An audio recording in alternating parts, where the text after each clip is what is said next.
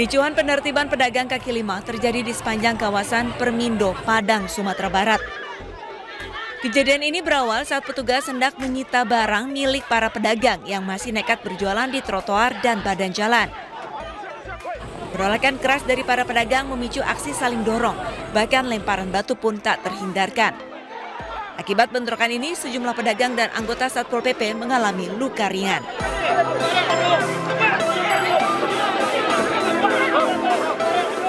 Sebelum penertiban, Satpol PP telah melayangkan surat peringatan kepada para pedagang agar tidak lagi berjualan di kawasan tersebut. Namun, imbauan itu tidak digubris. Penertiban dilakukan demi kelancaran arus lalu lintas yang selama ini terganggu akibat aktivitas jual beli di trotoar. Hingga saat ini belum ada solusi konkret dari pemerintah daerah terkait penataan pedagang di kawasan tersebut.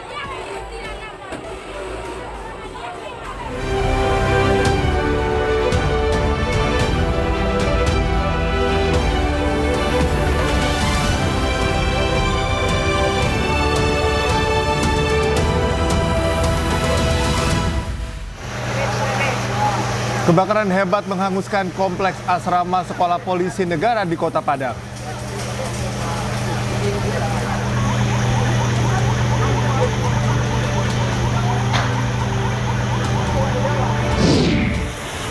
Sebuah rumah dan seorang petani terseret banjir bandang di kawasan wisata Lembang, Kabupaten Bandung Barat, Jawa Barat.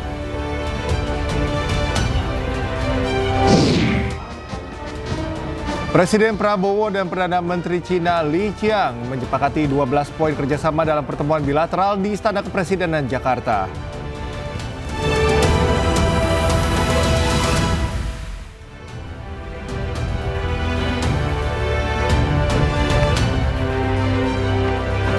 Halo, selamat pagi pemirsa. News Pagi kembali hadir melengkapi informasi Anda pagi hari ini. Selain 3 berita utama tadi, sejumlah informasi menarik lainnya juga telah kami siapkan untuk Anda bersama saya, Cika Multazam. Dan saya Galuh Pandu, inilah News Pagi selengkapnya.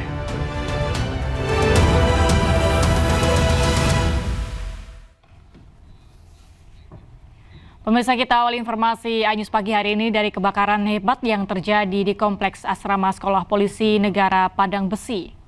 Ya, di 9 petak bangunan ini hangus terbakar.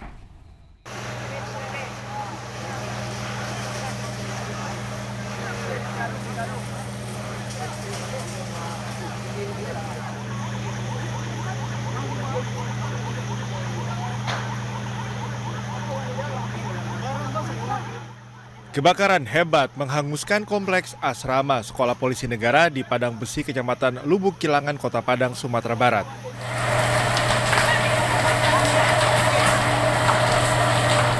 Sembilan petak rumah di Blok E hangus terbakar dalam waktu singkat.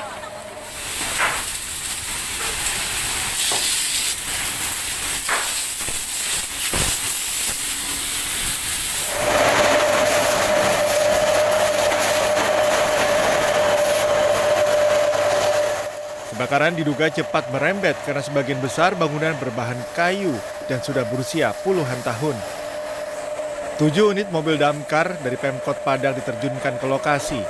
Petugas sempat kesulitan memadamkan api karena kondisi bangunan yang rapuh dan mudah terbakar.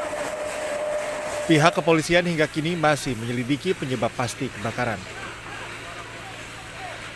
Kita menurunkan armada 7 armada dengan sekitar 75 personil. Proses pemadaman Pak, berapa lama Pak? Proses pemadaman ada sekitar lebih kurang 1 jam. Dari ada yang melihat kumpulan asap di salah satu asrama dan kemudian api menyala, langsung penghuni asrama langsung menghubungi damkar. Tidak ada korban jiwa dalam kebakaran ini, namun kerugian material diperkirakan mencapai ratusan juta rupiah. Dari Padang, Sumatera Barat, Budi Sunandar, iNews melaporkan. 13 rumah warga di Kabupaten Katingan, Kalimantan Tengah terbakar. Kebakaran diduga akibat korsleting listrik di pom bensin mini badan usaha milik desa. Habis Astagfirullah.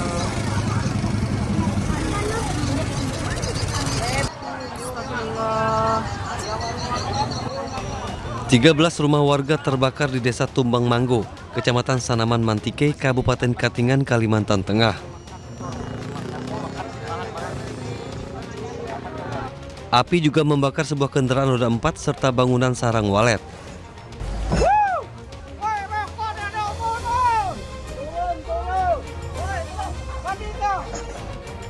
Warga berjibaku memadamkan api menggunakan mesin pompa air dan sebuah alat berat.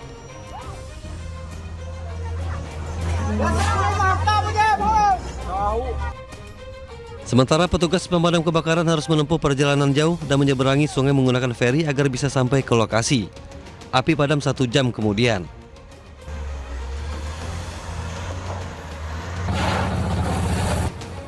Api pertama kali muncul dari pom bensin mini badan usaha milik desa. Diduga kebakaran akibat korsleting listrik.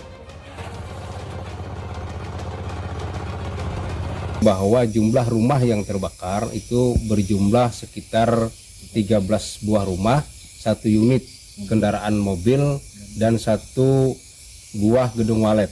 Kalau untuk penyebab kebakaran, sementara info yang kami dapat itu disebabkan karena korsleting listrik. Tidak ada korban jiwa dalam peristiwa ini, namun kerugian ditaksir mencapai ratusan juta rupiah. Polisi masih menyelidiki penyebab pasti kebakaran. Dari Katingan, Kalimantan Tengah, Adisata Ainus melaporkan. Pemirsa, banjir bandang menerjang kawasan wisata Lembang di Kabupaten Bandung Barat, Jawa Barat. 1 unit rumah hanyut terbawa derasnya air dan seorang petani dinyatakan hilang. Sementara puluhan rumah warga terendam banjir.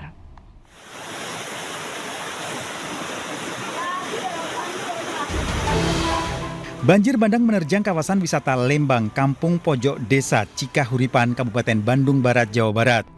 Derasnya air menghanyutkan 1 unit rumah warga dan seorang petani bernama Endang, 80 tahun. Diduga korban terseret banjir yang menerjang perkebunan saat beristirahat di gubuk. Proses pencarian korban dilakukan dengan menyusuri sungai sejauh 2 km. Hingga minggu sore korban belum ditemukan. Sementara akibat banjir, 21 rumah warga terendam. Saya lihat kondisinya tadi cukup miring tanahnya dan juga banyak alih fungsi lahan yang hutan banyak ditanami oleh tanaman-tanaman sayur dan kasih pupuk, jadi kan jadi gembur. Mungkin kalau kena hujan jadi bisa berisiko. Sebelumnya, hujan dengan intensitas tinggi mengguyur kawasan wisata Lembang beberapa hari terakhir. Selain diterjang banjir bandang, longsor juga terjadi di 9 desa di Kecamatan Lembang. Dari Bandung Barat, Jawa Barat, Yuwono melaporkan. Presiden Prabowo menerima kunjungan dari Perdana Menteri Cina Li Qiang di Istana Merdeka pada Minggu pagi. Kedatangan Li Qiang disambut dengan upacara penyambutan tamu negara.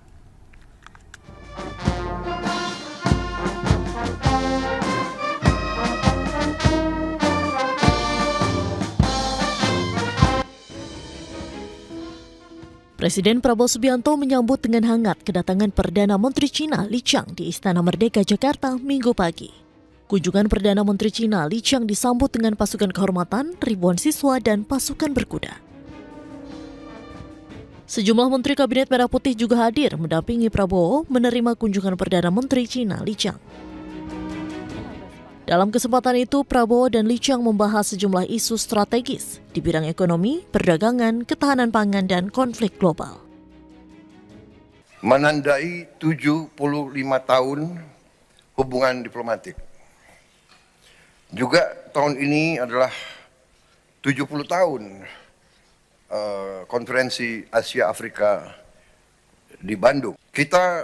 Dua negara kita masing-masing memiliki sejarah yang panjang dan sekarang ini kita telah menjadi mitra yang memiliki hubungan strategik yang komprehensif.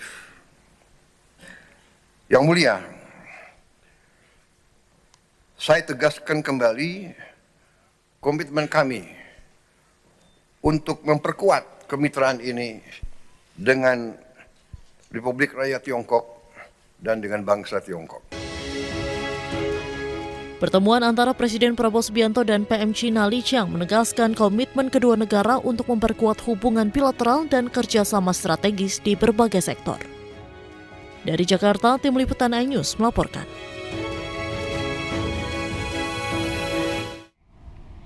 Presiden Prabowo dan Perdana Menteri Cina Li Qiang menyepakati 12 poin kerjasama dalam pertemuan bilateral di Istana Kepresidenan Jakarta.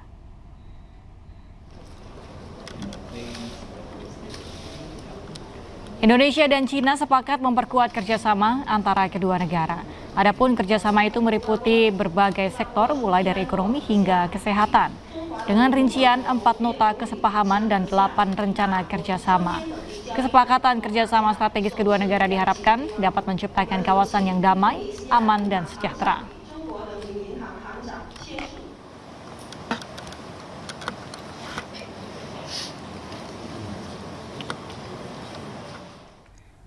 Sebelumnya Presiden Prabowo Subianto menghadiri jamuan makan malam bisnis antara Indonesia-Cina bersama Perdana Menteri Cina Li Qiang. Jamuan ini juga dihadiri Kadin Indonesia sebagai mitra strategis dan wadah kegiatan investasi dan ekonomi Indonesia.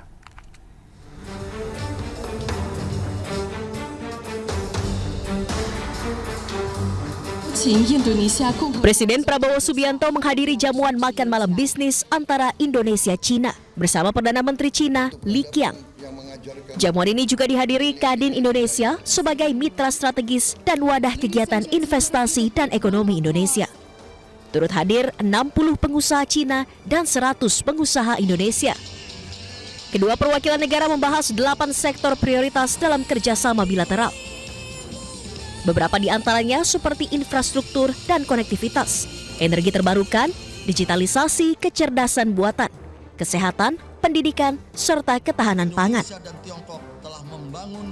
Hadirin sekalian, saat ini Tiongkok adalah mitra dagang kita yang terbesar.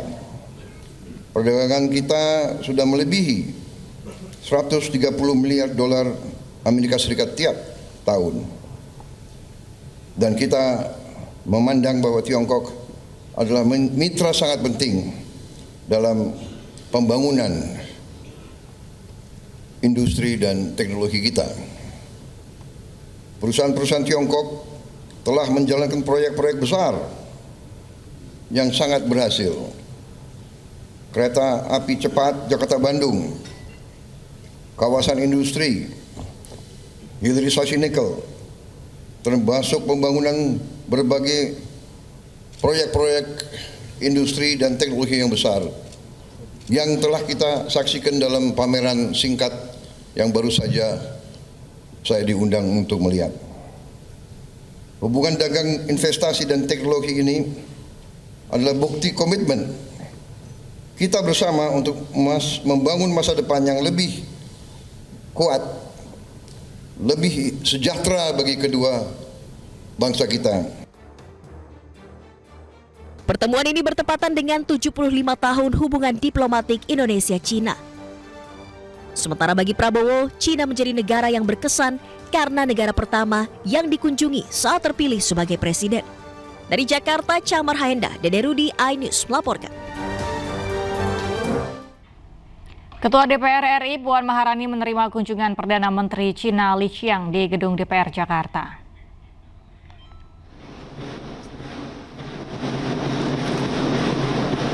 Perdana Menteri Cina Li Qiang tiba di Kompleks Parlemen Senayan, Jakarta pada Minggu sore dalam rangkaian kunjungan kenegaraannya ke Indonesia. Kedatangan Li Qiang disambut langsung oleh Ketua DPR RI Puan Maharani. Pertemuan keduanya berlangsung tertutup untuk membahas penguatan kerjasama antara Indonesia dengan Cina di berbagai bidang strategis, termasuk membahas upaya negara membantu pembukaan blokade kemanusiaan di Gaza.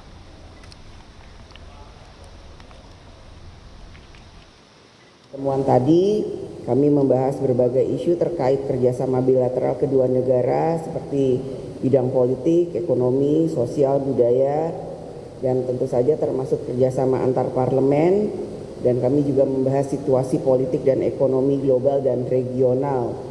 Termasuk juga kami membahas terkait dengan bagaimana membuka blokade kemanusiaan yang ada di Gaza, meminta dukungan kepada RRT dan bagaimana agar perang yang ada di wilayah Gaza bisa segera berakhir dengan adanya two state.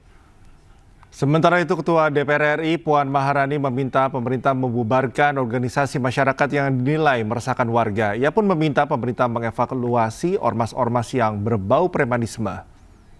Ormas, kami minta pemerintah menindak tegas ormas-ormas yang mengganggu ketertiban, ya, apalagi kemudian meresahkan masyarakat, dan mengevaluasi keterlibatan ormas-ormas yang kemudian berbau premanisme. Ya, kalau memang kemudian itu berbau premanisme, yang segera bubarkan. Jangan sampai kemudian negara kalah dengan aksi-aksi premanisme.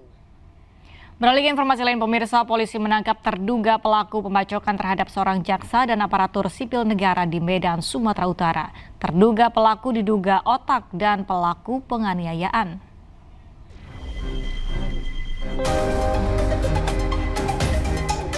Tim gabungan Polda Sumatera Utara menangkap terduga pelaku pembacokan jaksa dan ASN Kejaksaan Negeri Deli Serdang di Jalan Pancing, Kota Medan. Awalnya istri pelaku yang menemui petugas, namun pelaku akhirnya muncul. Diduga pelaku merupakan otak dan eksekutor penganiayaan. Pelaku ternyata seorang residivis pencurian dan kekerasan. Usai diringkus, pelaku dibawa ke Polda Sumatera Utara. Hingga kini polisi masih mengembangkan penyelidikan untuk mengungkap motif dan mengejar pelaku lainnya. Dari Medan, Sumatera Utara, Aminur Rashid, iNews melaporkan. Seorang jaksa dan 1 staf pegawai yang bertugas di kantor Kejaksaan Negeri Deli Serdang, Sumatera Utara menjadi korban pembacokan orang tak dikenal. Kedua korban dibacok saat memanen sawit di ladangnya di Kabupaten Serdang Bedagai, Sumatera Utara.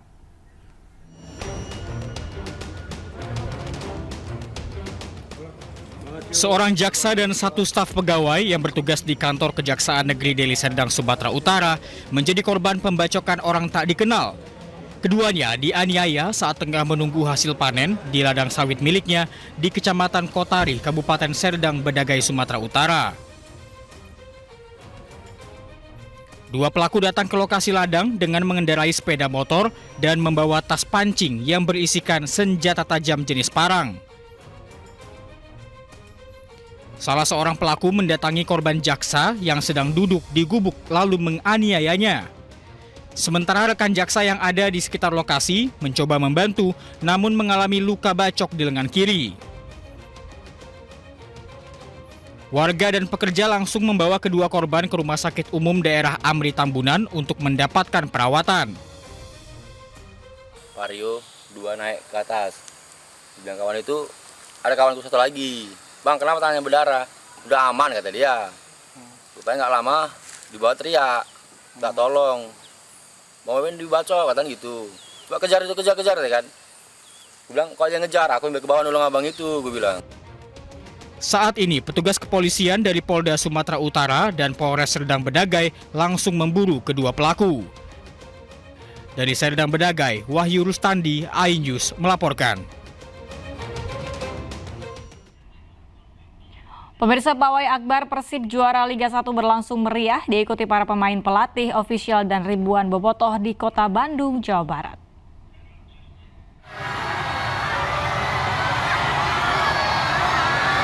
Ribuan bobotoh tumpah di Kota Bandung. Mereka menyambut pawai Persib yang berhasil juara back-to-back Liga 1 musim 2023-2024 dan musim 2024-2025. Tak hanya orang tua dan remaja, penyambutan ini dilakukan juga oleh anak-anak. Mereka sangat antusias menyambut tim kebanggaannya Persib Bandung. Ribuan bobotoh ini sudah memadati Kota Bandung sejak pagi hari, terutama di Balai Kota Bandung dan Gedung Sate. Kedua tempat ini dijadikan tempat keberangkatan dan finish saat Persib Bandung melakukan pawai juara back-to-back. Keberangkatan pawai Persib juara ini dimulai dari Balai Kota Bandung. Saat keluar Balai Kota Bandung, para bobotoh sudah menyambut skuad Persib Bandung. Teriakan dilantangkan untuk menyambut tim dan pemain kesayangannya. Pemain dan ofisial Persib Bandung membawa trofi juara Liga 1 2024-2025 diarak menggunakan 4 mobil. Para bobotoh meneriakan nama-nama pemain dan menyanyikan lagu Persib juara. Jalan yang dilintasi pawai yaitu Balai Kota Bandung, Jalan Wastu Kencana menuju Jalan Riau, Jalan Dago, Jalan Diponegoro, dan Jalan Cilamaya. Mereka lalu finish di Gedung Sate, lokasi panggung utama dan penyambutan. Iring-iringan pawai Persib Bandung sudah tiba di Gedung Sate pada Minggu siang. Kantor pemerintah Provinsi Jawa Barat ini pun langsung dipenuhi bobotoh. Kemudian Persib Bandung menunjukkan piala juara kepada bobotoh dan merayakannya di pelataran Gedung Sate. Kegiatan bobotoh hajat Persib Bandung kemudian ditutup di Tegalega hingga pukul 6 sore. Dari Bandung, Jawa Barat, tim liputan iNews melaporkan.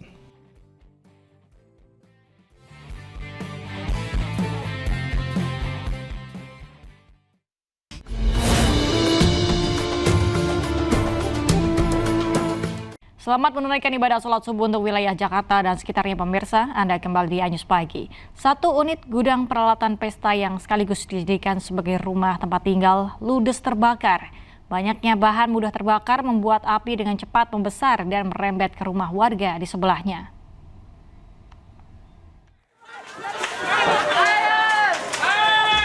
Kebakaran hebat melanda 1 unit gudang penyimpanan peralatan pesta yang juga dijadikan sebagai rumah tempat tinggal di Jalan Bilal, Gang Arimbi, Kelurahan Pulau Brayan 1, Kota Medan, Minggu siang. Api juga melalap habis 3 unit sepeda motor yang ada di dalamnya. Petugas pemadam kebakaran sempat kesulitan menjinakkan api lantaran akses menuju lokasi sangat sempit hingga api dengan cepat merembet ke rumah warga di sebelah gudang.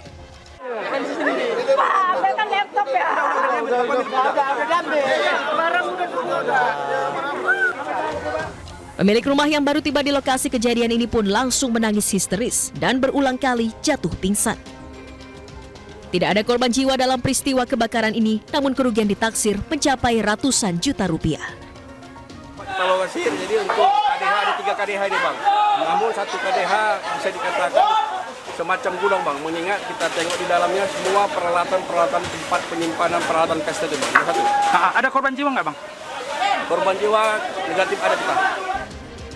Hingga kini belum diketahui penyebab kebakaran, namun pihak kepolisian dari Polrestabes masih melakukan penyelidikan dan olah TKP. Dari Medan, Sumatera Utara, Bobi Pakpahan, iNews melaporkan.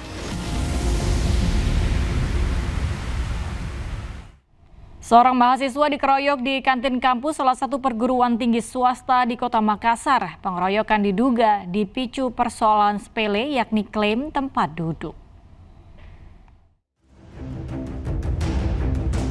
Inilah rekaman kamera pengawas yang viral berdurasi 1 menit 4 detik di mana korban bersama pelaku lainnya duduk di kantin perguruan tinggi swasta di Kecamatan Tamalanrea, Kota Makassar, Sulawesi Selatan.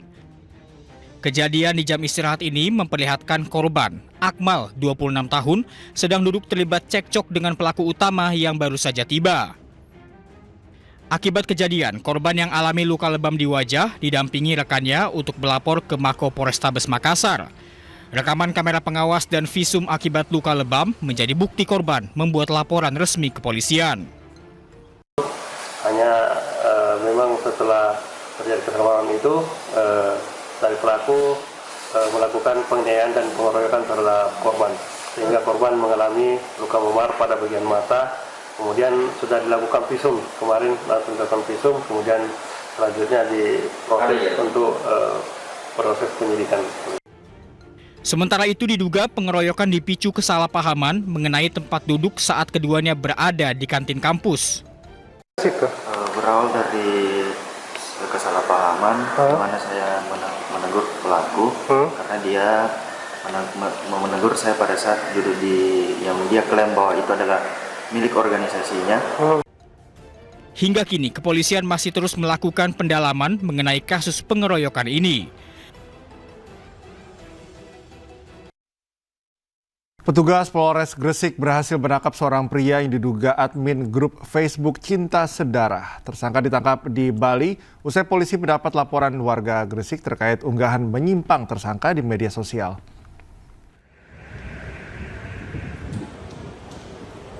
Tersangka berinisial IDG hanya bisa pasrah saat ditangkap tim Resmob Satreskrim Polres Gresik, Jawa Timur. Pegawai Biro Travel di Bali ini ditangkap karena diduga sebagai pengelola atau admin grup Facebook Cinta Sedarah yang menyebarkan konten-konten menyimpang serta narasi yang mengarah pada penyimpangan seksual. Penangkapan ini berawal dari laporan masyarakat Gresik yang langsung ditindaklanjuti tim Resmob Satreskrim Polres Gresik dengan melakukan pelacakan digital hingga berhasil mengidentifikasi keberadaan pelaku di Bali.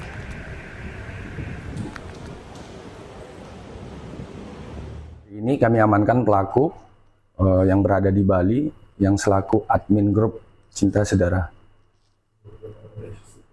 Ada berapa dia amankan? Sejauh ini masih satu. Ini masih kami kembangkan karena terkait dengan grup ini juga ada kaitannya dengan yang ditangani oleh Direktorat Siber Mabes Polri. Pemirsa, sebelumnya polisi menangkap 6 orang dalam grup fantasi sedarah yang membuat masyarakat resah. Ke-6 orang tersebut berperan sebagai admin dan member aktif grup tersebut.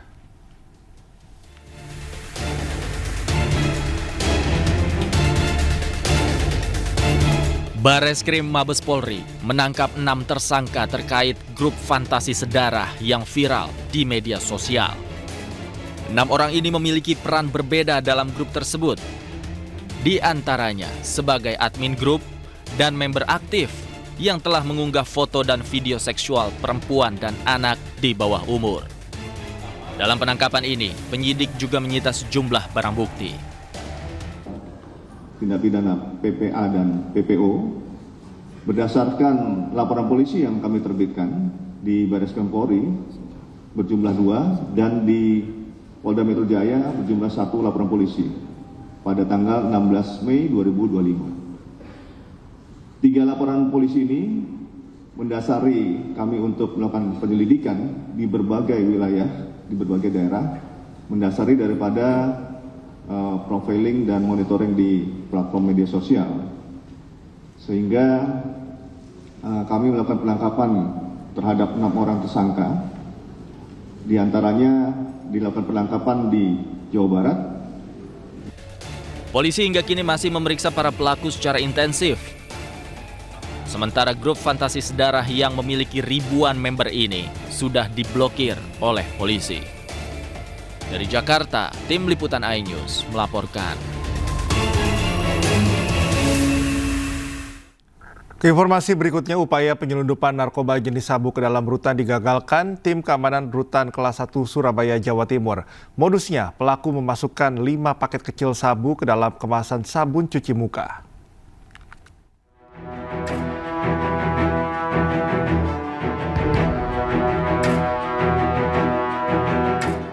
Rekaman CCTV ini menjadi bukti saat seorang pengunjung rutan berupaya menyelundupkan narkoba jenis sabu ke dalam rutan kelas 1 Surabaya di Medaeng, Waru, Sidoarjo. Namun karena mencurigakan, petugas langsung membawanya ke ruang khusus untuk digeledah. Hasilnya, petugas menemukan 1 kemasan sabun muka yang lubangnya telah dirusak. Dan saat dipotong, di dalamnya terdapat 5 paket sabu siap edar. 2 ya? Ada 2 ya? Ya? Oh, ada 3. Meski pelaku mengaku tidak mengetahui isi barang bawaan tersebut karena merupakan titipan, namun petugas tetap melakukan pengembangan kasus dengan menyerahkan pelaku ke Polsek Waru, Sidoarjo. Tim keamanan kami menggeledah barang-barang tersebut. Di situ ada sabun muka, dan sabun muka itu dicurigai ada barang terlarang. Kami buka, ternyata diduga ada narkobanya di situ. Untuk kepentingan pemeriksaan, pelaku diamankan di Mapolsek Waru, Sidoarjo dan tengah memeriksa warga binaan rutan yang akan menerima paket sabu tersebut. Dari Sidoarjo, Jawa Timur, Pramono Putra, iNews melaporkan. Sidang pra-peradilan atas kejanggalan proses penangkapan dan penetapan tersangka kepemilikan narkoba seberat 10 gram digelar di Medan, Sumatera Utara. Selain mengajukan pra-peradilan, Suhandri Umar, kuasa hukum Rahmadi, juga melaporkan oknum anggota Direktorat Narkoba Polda Sumut ke Propam terkait dugaan tindak pidana penganiayaan. Karena banyaknya kejanggalan dalam proses penangkapan dan temuan barang bukti narkoba, gugatan pra-peradilan atas sah atau tidaknya penetapan Rahmadi sebagai tersangka diajukan di Pengadilan Negeri Medan.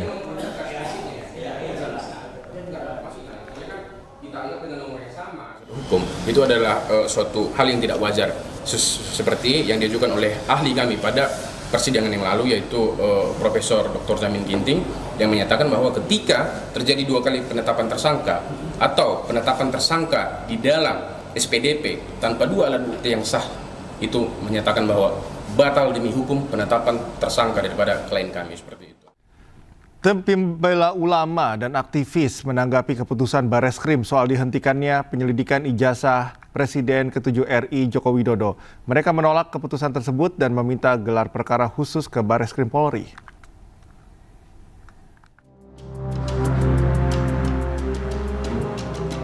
Tim Pembela Ulama dan Aktivis atau TPUA menolak keputusan Bareskrim yang menghentikan penyelidikan kasus ijazah Presiden ke-7 RI Joko Widodo. Menurut tim hukum TPUA, penyelidikan tersebut dilaksanakan secara tidak transparan, sepihak, tanpa melibatkan peran serta masyarakat.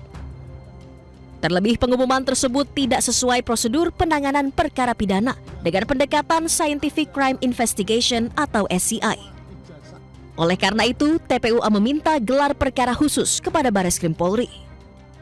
Pertama, bahwa tahapan, proses, dan prosedur penyelidikan perkara dugaan pidana pemalsuan ijazah Saudara Joko Widodo dilaksanakan secara tidak transparan, sepihak, tanpa melibatkan peran serta masyarakat, padahal penyelidikan perkara dugaan pidana pemalsuan ijazah Saudara Joko Widodo bermula dari adanya aduan masyarakat atau DUMAS yang dilakukan oleh Dr. Egy Sujana SHMSI dari tim Pembela Ulama dan Aktivis atau TPUA.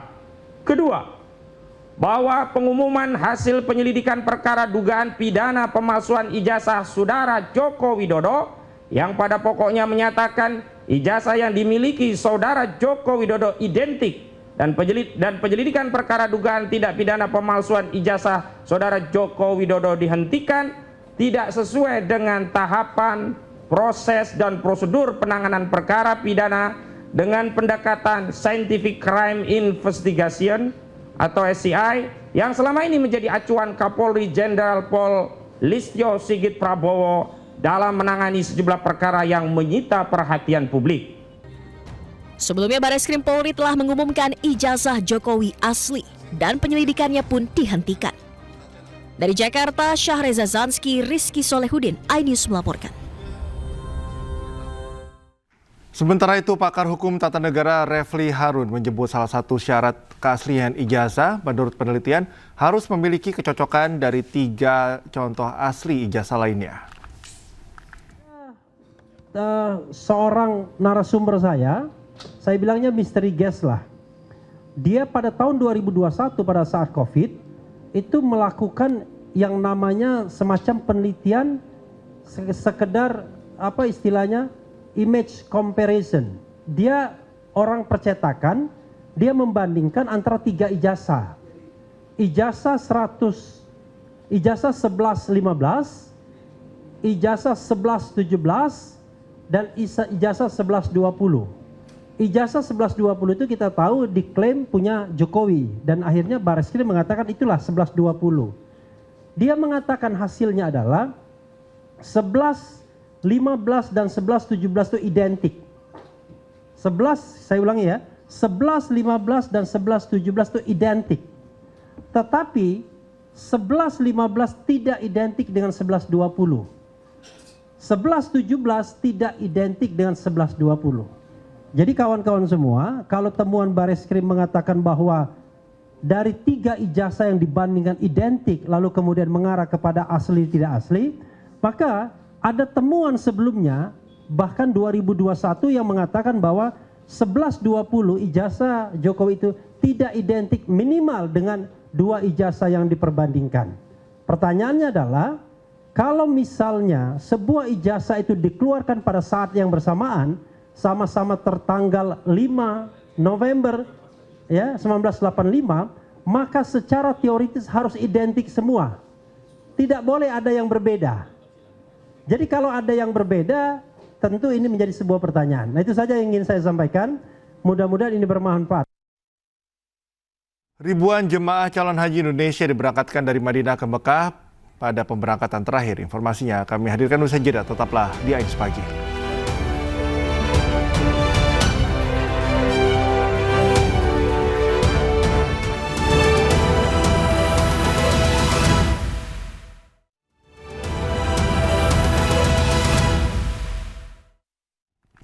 Kembali di Ais Pagi, pemirsa, Presiden Prabowo menerima kunjungan dari Perdana Menteri Cina Li Qiang di Istana Merdeka pada Minggu pagi. Kedatangan Li Qiang disambut dengan upacara penyambutan tamu negara.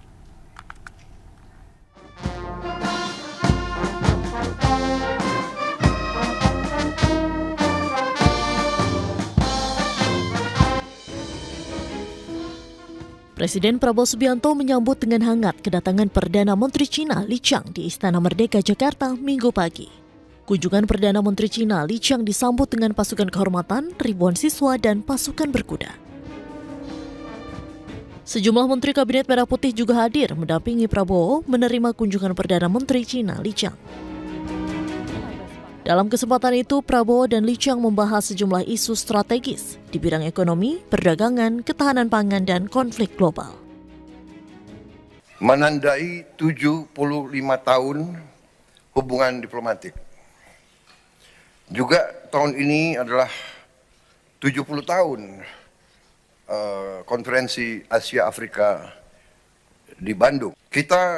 Dua negara kita masing-masing memiliki sejarah yang panjang, dan sekarang ini kita telah menjadi mitra yang memiliki hubungan strategik yang komprehensif. Yang mulia, saya tegaskan kembali komitmen kami untuk memperkuat kemitraan ini dengan Republik Rakyat Tiongkok dan dengan bangsa Tiongkok. Pertemuan antara Presiden Prabowo Subianto dan PM Cina Li Qiang menegaskan komitmen kedua negara untuk memperkuat hubungan bilateral dan kerjasama strategis di berbagai sektor. Dari Jakarta, Tim Liputan iNews melaporkan. Pemirsa, Presiden Prabowo Subianto dan Perdana Menteri Cina Li Qiang menyepakati 12 poin kerjasama dalam pertemuan bilateral di Istana Kepresidenan Jakarta.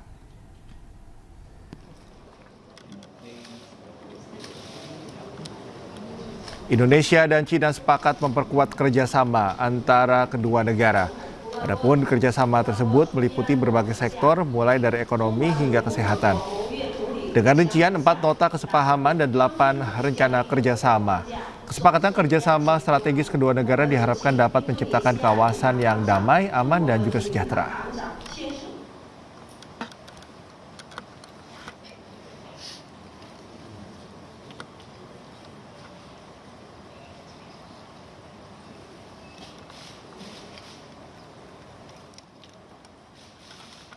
Mohon berkenan untuk disilakan. Sebelumnya, Presiden Prabowo Subianto menghadiri jamuan makan malam bisnis antara Indonesia-Cina bersama Perdana Menteri Cina Li Qiang. Dihadiri Kadin Indonesia sebagai mitra strategis dan wadah kegiatan investasi dan ekonomi Indonesia.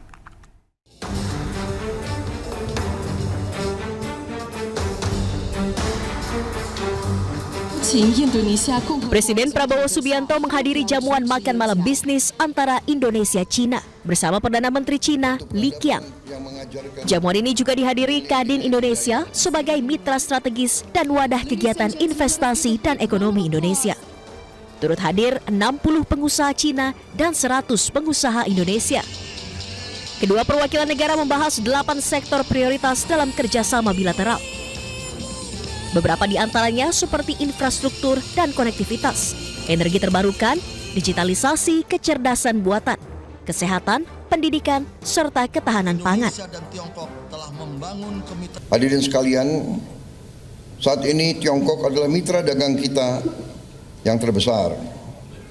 Perdagangan kita sudah melebihi $130 miliar Amerika Serikat tiap tahun. Dan kita memandang bahwa Tiongkok adalah mitra sangat penting dalam pembangunan industri dan teknologi kita. Perusahaan-perusahaan Tiongkok telah menjalankan proyek-proyek besar yang sangat berhasil. Kereta api cepat Jakarta-Bandung, kawasan industri, hilirisasi nikel, termasuk pembangunan berbagai proyek-proyek industri dan teknologi yang besar yang telah kita saksikan dalam pameran singkat yang baru saja saya diundang untuk melihat. Hubungan dagang, investasi dan teknologi ini adalah bukti komitmen kita bersama untuk membangun masa depan yang lebih kuat, lebih sejahtera bagi kedua bangsa kita. Pertemuan ini bertepatan dengan 75 tahun hubungan diplomatik Indonesia-Cina.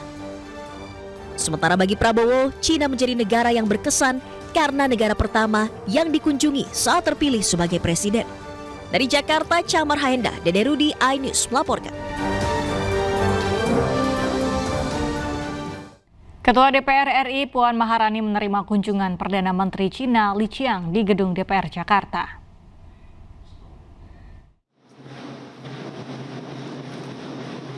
Perdana Menteri Cina Li Qiang tiba di Kompleks Parlemen Senayan, Jakarta Minggu sore dalam rangkaian kunjungan kenegaraannya ke Indonesia. Kedatangan Li Qiang disambut langsung oleh Ketua DPR RI Puan Maharani. Pertemuan keduanya berlangsung tertutup untuk membahas penguatan kerjasama antara Indonesia dengan Cina di berbagai bidang strategis, termasuk membahas upaya negara membantu pembukaan blokade kemanusiaan di Gaza. Tadi kami membahas berbagai isu terkait kerjasama bilateral kedua negara seperti bidang politik, ekonomi, sosial, budaya, dan tentu saja termasuk kerjasama antar parlemen. Dan kami juga membahas situasi politik dan ekonomi global dan regional.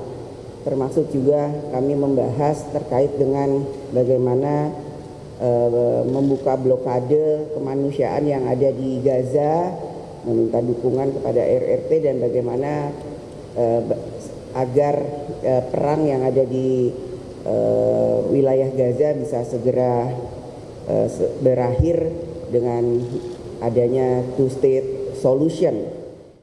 Menyukseskan program nasional makan bergizi gratis, Menteri Agama Nasaruddin Umar meninjau dapur modern di Karawang, Jawa Barat.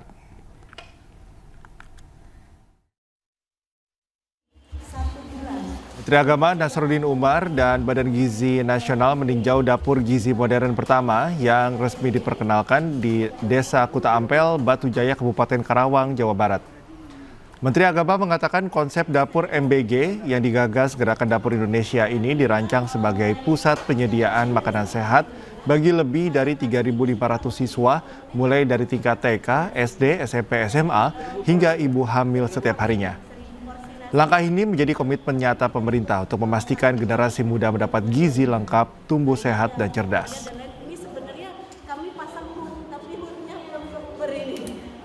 Dari 3.000 siswa yang ada di sekitar tempat ini, dan insya Allah nanti akan disuplai oleh dapur kita di sini. Seperti yang teman-teman tadi lihat bahwa dapur canggih sudah masuk di pedesaan seperti ini.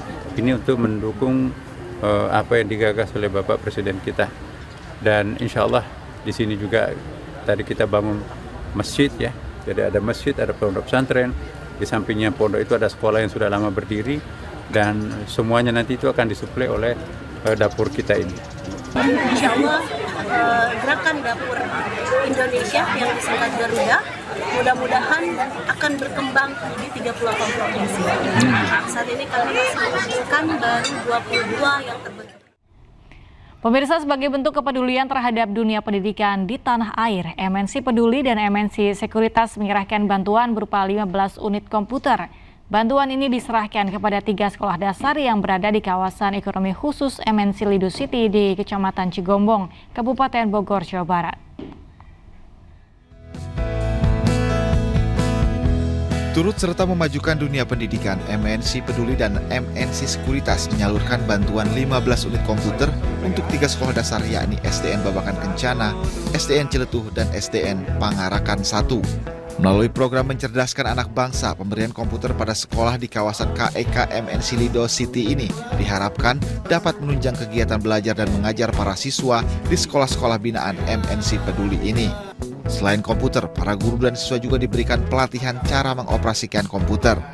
Dengan adanya pemberian komputer ini bisa membantu sekolah untuk meningkatkan kapasitas daripada guru-gurunya dan juga dapat ditularkan kepada murid-muridnya sehingga memberikan tambahan wawasan dan keterampilan dalam melaksanakan proses belajar mengajar. Para siswa menyambut positif bantuan komputer MNC Peduli dan MNC Sekuritas yang menunjang proses kegiatan belajar mengajar serta mendukung pendidikan di tanah air dalam menghadapi tantangan di era digital. Saya sangat berterima kasih atas semua bantuan yang telah diberikan MNC Peduli beserta MNC Sekuritas atas pemberian komputer yang insya Allah meningkatkan kompetensi para guru dan siswanya di SDN Babakan Kencana ini. Terima kasih MNC Sekuritas dan MNC Peduli atas bantuan komputer buat belajar. Dukungan MNC Peduli dan MNC Sekuritas ini diharapkan dapat membantu para guru dan siswa dalam mengakses informasi serta meningkatkan kreativitas dalam program Green School di sekolah-sekolah tersebut. Dari Bogor, Jawa Barat, Andi Firmansyah, iNews melaporkan. Pemirsa, tren penyakit moya-moya meningkat di tanah air. Penyakit langka ini dilatar belakangi kelainan genetik.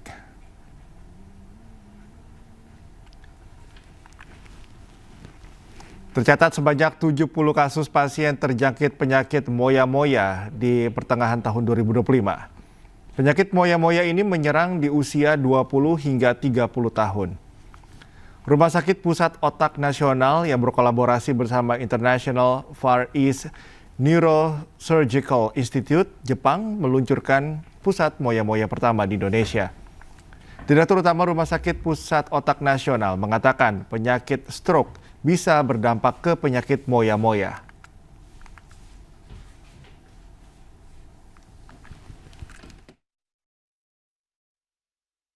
Ternyata sudah 70 kasus yang kita layani belum ada selalu. Untuk layanan tindakan aneurisma sendiri sudah lebih dari 1.000 tindakan di rumah sakit ini. Namun tentunya sebagai pemangku kami tidak ingin hanya kami saja yang bisa. Dan layanan ini tidak hanya ada di RSPON. Bagaimana ini bisa berkembang sehingga masyarakat Indonesia mampu menjangkau dan menerima layanan yang sama dengan yang ada di RSPON. Allahumma labbaik labbaik la syarika lak labbaik innal hamda wan ni'mata lak wal mulk la syarika lak. Pemirsa, pembagian dan aktivasi kartu nusuk untuk jemaah haji Indonesia yang tiba di Kota Madinah terus dilakukan. Kartu nusuk menjadi bagian penting dari sistem identitas digital jemaah selama berada di Tanah Suci.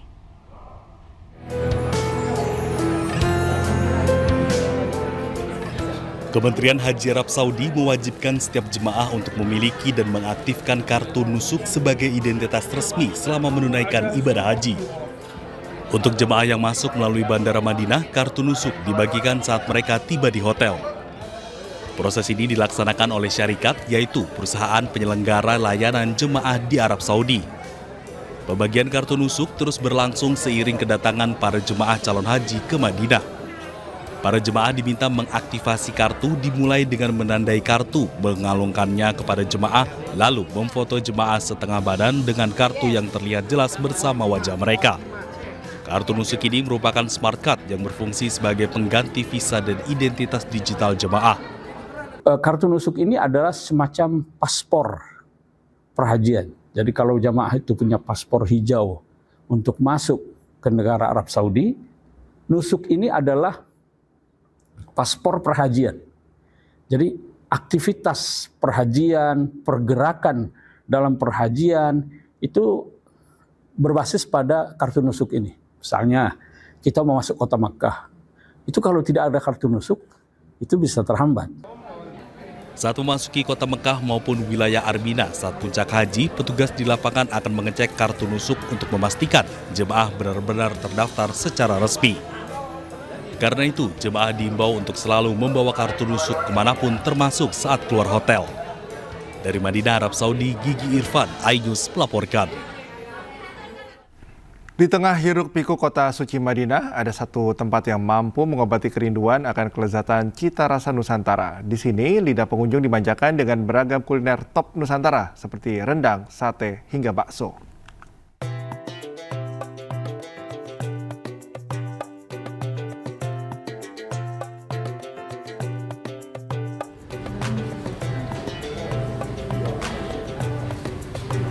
Tempat ini bagaikan oase bagi para jemaah haji dan warga Indonesia yang tinggal atau tengah berkunjung ke Madinah, Arab Saudi.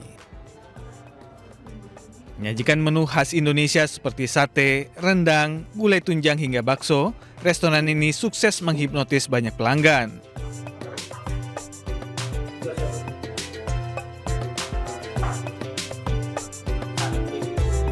Tempat makan ini juga kerap didatangi tokoh-tokoh penting dari ulama hingga selebriti tanah air yang tengah menjalankan ibadah atau kunjungan ke Madinah.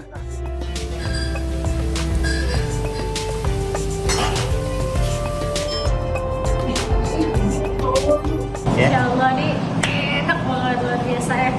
Apa namanya? Rumah makan Padang Madinah Asia. Pokoknya enak banget, baru nunggu ya di Madinah, enak ini makan Padang, insyaallah. Rekomendasi buat teman-teman yang umroh atau haji, harus cobain. Alhamdulillah setiap Jumat itu kan Arab Saudi libur, jadi banyak dari mereka yang udah langganan ke Madinah Asian Restaurant. Mereka orang Arab, orang Pakistan, Bangladesh, Malaysia lebih banyak. Jadi nggak hanya khusus Indonesia karena saya targetnya bisa diterima di seluruh dunia.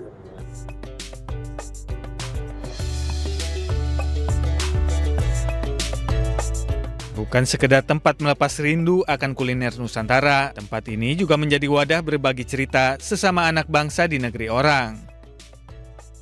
Dari Madinah, Arab Saudi, Gigi Irfan, iNews melaporkan.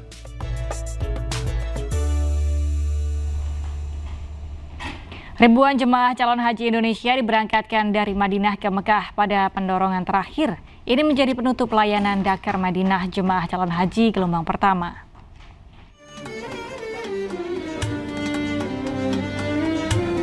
Sebanyak 3.367 jemaah calon haji Indonesia dari 8 kloter diberangkatkan dari Madinah menuju Mekah, Arab Saudi.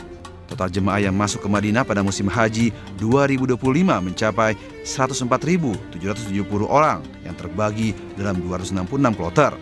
Kloter JKS 1 sebagai penutup yang dilepas langsung di sektor 4, maka resmi berakhir pula layanan Dakar Madinah untuk fase kedatangan. Dan alhamdulillah hari ini hari yang terakhir kita bisa memberikan pelayanan kepada jamaah haji Indonesia yang berada di kota Madinah. Petugas yang ada di area Masjid itu ada 9 pos, semuanya tersebar siap untuk memberikan pelayanan kepada jamaah haji. Petugas mengimbau para jemaah menjaga kesehatan selama menjalani rangkaian ibadah haji mengingat suhu ekstrim yang mencapai 41 derajat Celcius baik di Madinah maupun Mekah. Jemaah juga diminta tetap bersama rombongan saat melaksanakan umroh wajib, serta selalu membawa perlengkapan seperti sendal dan penutup kepala agar terhindar dari panas sinar matahari langsung. Dari Madinah, Arab Saudi, Gigi Irfan melaporkan. Penurongan terakhir jemaah calon haji Indonesia dari Madinah menuju Mekah telah selesai dilaksanakan kemarin. Sebanyak 8 kloter dengan 3.000 jemaah diberangkatkan menuju Mekah.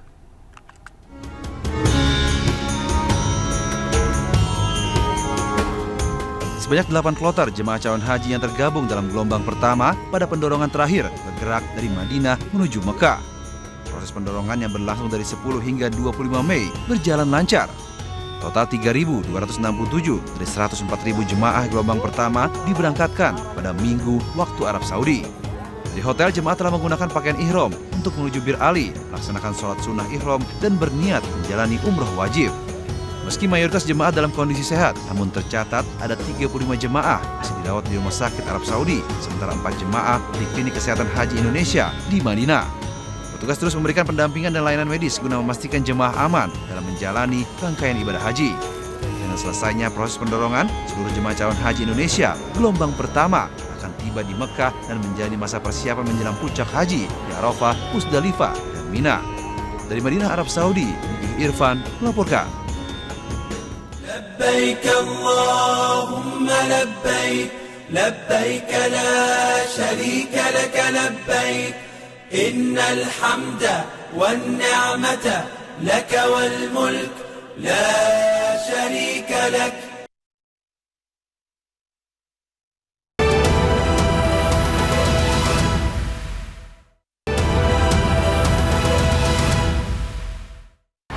Pawai Akbar Persib juara berlangsung meriah diikuti para pemain, pelatih, ofisial, dan ribuan bobotoh di kota Bandung, Jawa Barat.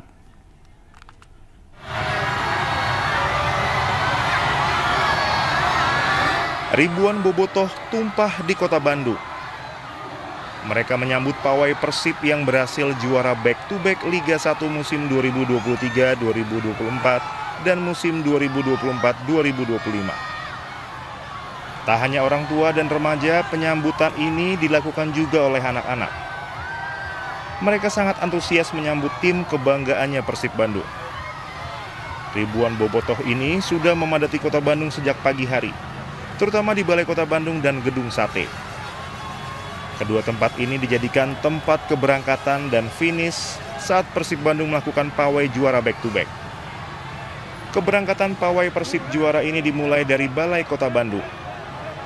Saat keluar Balai Kota Bandung, para bobotoh sudah menyambut skuad Persib Bandung. Teriakan dilantangkan untuk menyambut tim dan pemain kesayangannya.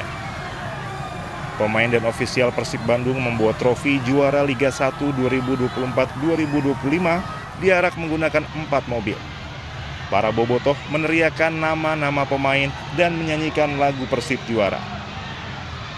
Jalan yang dilintasi pawai yaitu Balai Kota Bandung, Jalan Wastu Kencana menuju Jalan Riau, Jalan Dago, Jalan Diponegoro, dan Jalan Cilamaya. Mereka lalu finish di Gedung Sate, lokasi panggung utama dan penyambutan. Iring-iringan pawai Persib Bandung sudah tiba di Gedung Sate pada Minggu siang. Kantor pemerintah Provinsi Jawa Barat ini pun langsung dipenuhi bobotoh. Kemudian Persib Bandung menunjukkan piala juara kepada bobotoh dan merayakannya di pelataran Gedung Sate. Kegiatan bobotoh hajat Persib Bandung kemudian ditutup di Tegalega hingga pukul 6 sore. Dari Bandung, Jawa Barat, tim liputan iNews melaporkan.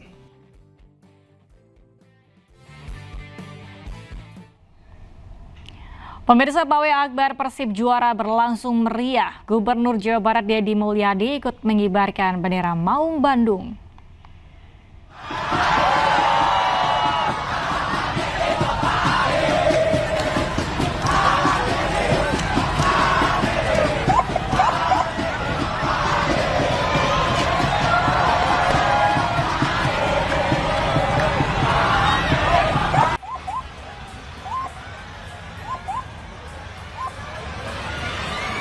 Pawai Akbar Persib juara berlangsung meriah diikuti para pemain, pelatih, dan ofisial, serta ribuan bobotoh pagi tadi di Bandung, Jawa Barat. Bahkan Gubernur Jawa Barat Deddy Mulyadi berdiri di atas mobil sambil mengibarkan bendera Maung Bandung, julukan Persib. Saat Kang Deddy Mulyadi melakukan aksinya, para bobotoh mengabadikan momen tersebut dengan memfoto dan merekam video menggunakan kamera handphone. Pawai Akbar dilepas Gubernur Jawa Barat Deddy Mulyadi dan Wali Kota Bandung Muhammad Farhan di Balai Kota Bandung dan berakhir di Gedung Sate. Deddy Mulyadi mengaku bahagia melihat Persib Bandung kembali juara Liga 1 untuk keempat kalinya.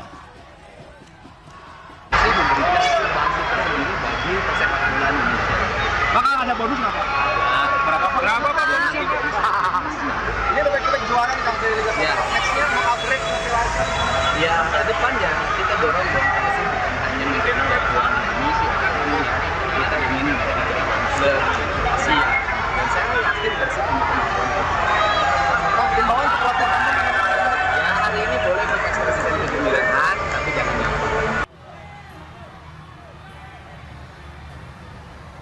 Iring-iringan juara Persib Bandung tahun 2025 ini menjadi momen yang ditunggu warga Kota Bandung usai tim Maung Bandung menutup liga dengan gelar back-to-back setelah sebelumnya menyandang juara Liga 1 musim 2023-2024.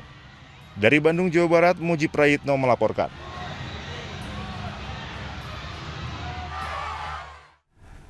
Menjadi juara Liga 1, Gubernur Jawa Barat berjanji akan memberikan bonus 1 miliar rupiah kepada tim Persib Bandung.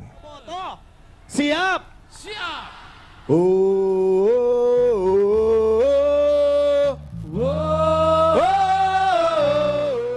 Pemberian bonus ini disampaikan Deddy Mulyadi saat mengikuti konvoi Persib Bandung untuk merayakan juara Liga 1 2024-2025. Pawai ini berlangsung dari Balai Kota Bandung hingga Gedung Sate. Puluhan ribu bobotoh dan warga Kota Bandung memadati pelataran Gedung Sate sejak Minggu pagi. Apresiasi yang diberikan KDM murni dana pribadi dan bukan dari APBD. KDM pun meminta pejabat Pemprov menyumbang 1 miliar rupiah untuk bonus tim Persib. Total Persib akan menerima 2 miliar rupiah sebagai apresiasi prestasi juara Liga 1. Saya akan menyampaikan bonus. Bonus bukan APBD ya, nggak boleh pakai dana pemerintah. Bonus dari saya 1 miliar. Dan saya tugaskan Pak Sekda untuk mengkoordinasi para pejabat Pemprov Jabar agar membeli bonus 1 miliar. Tapi tidak boleh pakai duit APBD ya. Oke. Jadi bonusnya 2 miliar. Oke. Juara. Rayakan kemenangan Persib Bandung yang kembali juara Liga 1.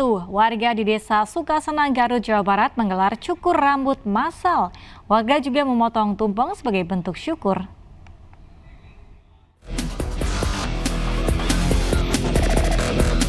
Keberhasilan Persib yang kembali menjadi juara Liga 1 musim 2024-2025 dirayakan warga Desa Sukasenang, Kecamatan Banyuresmi, Garut, Jawa Barat.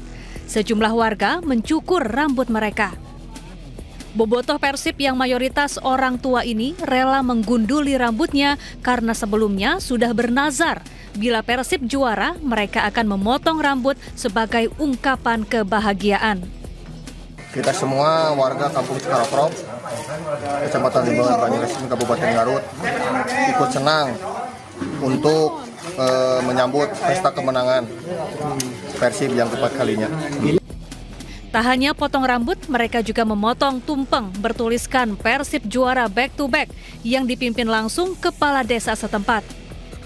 Sekarang lagi syukuran Persib juara back to back yang keempat.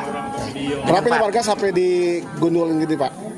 Karena bentuknya masyarakat syukuran terhadap kemenangan Persib yang keempat. Mereka berharap tim Persib Bandung tetap kompak dan bisa terus mempertahankan gelar juara. Dari Garut, Jawa Barat, Ii Solihin, iNews melaporkan. Pemirsa, ribuan warga tumpah ruah di jalanan Kota Palembang, Sumatera Selatan berlari menyeberangi Jembatan Ampera dalam suasana penuh warna dan kegembiraan. Bukan hanya olahraga, kegiatan juga diisi dengan hiburan musik yang mengajak para peserta bergoyang.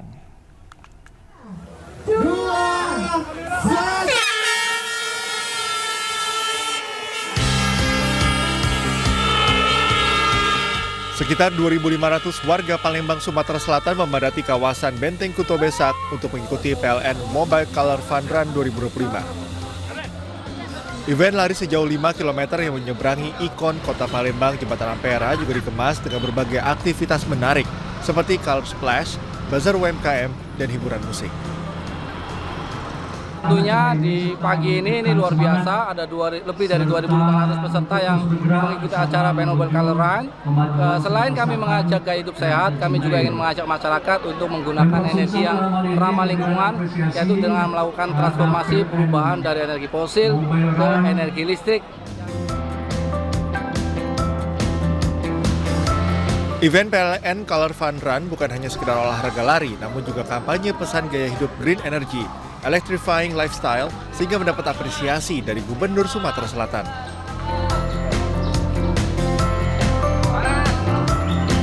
Antusiasme masyarakat ini bukan hanya karena mereka gemar olahraga, tapi sebagai bukti berterima kasih kepada PLN.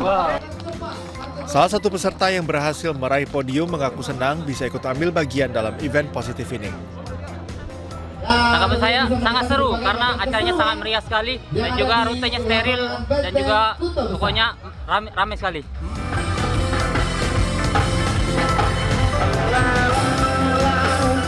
Kemeriahan event PLN Color Fun Run semakin terasa saat para peserta diajak bergoyang bersama di panggung hiburan. Dari Palembang, Sumatera Selatan, Muhammad Riza Fahlevi, iNews melaporkan.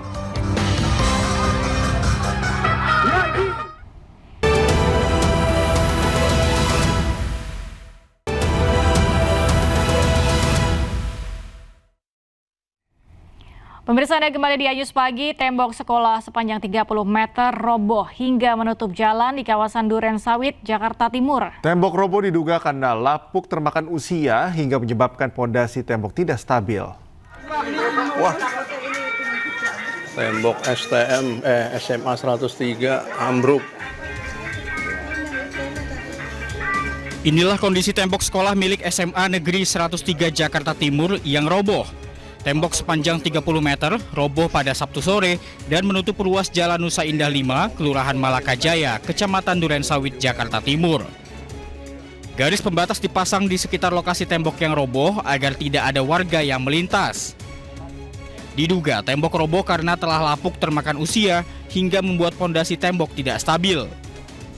Beruntung pada saat tembok roboh tidak ada warga yang melintas dan terjadi di luar jam belajar siswa sehingga tidak ada korban jiwa. Pagar pembatas wilayah kita RT 13 dengan SMA 103 gitu kan. Memang ini kita udah tenggarai, udah doyong itu udah lumayan lama sebetulnya gitu kan. Nah, kebetulan pas lagi ada pengerjaan saluran air ya kan, dan ternyata kejadian sekarang, ya kaderulanya sekarang ya gitu. Saat ini warga masih menunggu petugas terkait untuk mengevakuasi puing-puing tembok sekolah yang roboh agar jalan yang tertutup dapat kembali dilintasi. Dari Jakarta, Rio Manik, iNews melaporkan.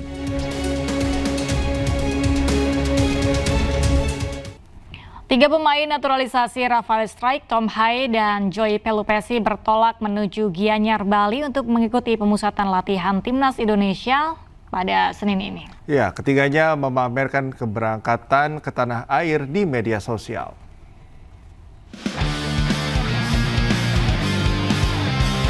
Tiga pemain abroad menuju Bali jelang pemusatan latihan Timnas Indonesia.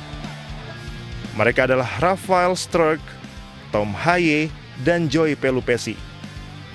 Ketiganya memamerkan keberangkatan ke tanah air di media sosial. Struijk mengunggah foto di Instagram Story yang menunjukkan ia sedang berada di kabin pesawat dan memberikan tanda akan menuju Bali. Tom Haye tak ketinggalan. Ia memberitahu para penggemarnya bakal segera berangkat ke Bali. Kemudian Joy Pelupessy juga mengunggah foto perpisahannya dengan sang buah hati. Pelupessy akan meninggalkan keluarganya sejenak untuk pemusatan latihan bersama Garuda. Pasukan Patrick Kluivert menjalani pemusatan latihan di Bali mulai Senin besok di Gianyar, Bali. Dari 32 pemain yang dipanggil, beberapa pemain sudah tiba di Bali, salah satunya Stefano Lillipali. Indonesia akan menjalani 2 pertandingan lanjutan kualifikasi Piala Dunia 2026 pada bulan Juni. Cina akan dihadapi di Stadion Gelora Bung Karno, Jakarta pada 5 Juni mendatang. 5 hari berserang, giliran Indonesia bertandang ke markas Jepang di Osaka.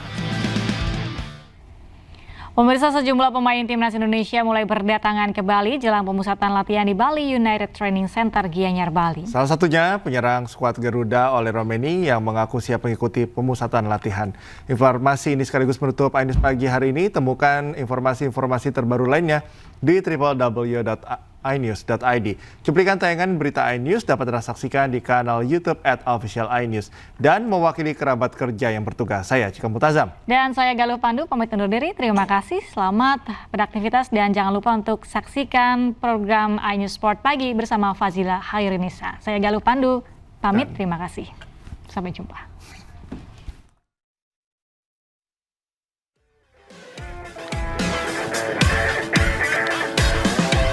Timnas Indonesia akan memulai pemusatan latihan besok di Bali United Training Center Gianyar, Bali.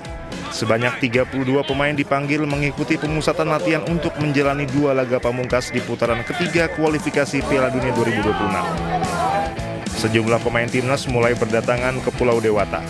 Salah satunya penyerang skuad Garuda Ole Romeni.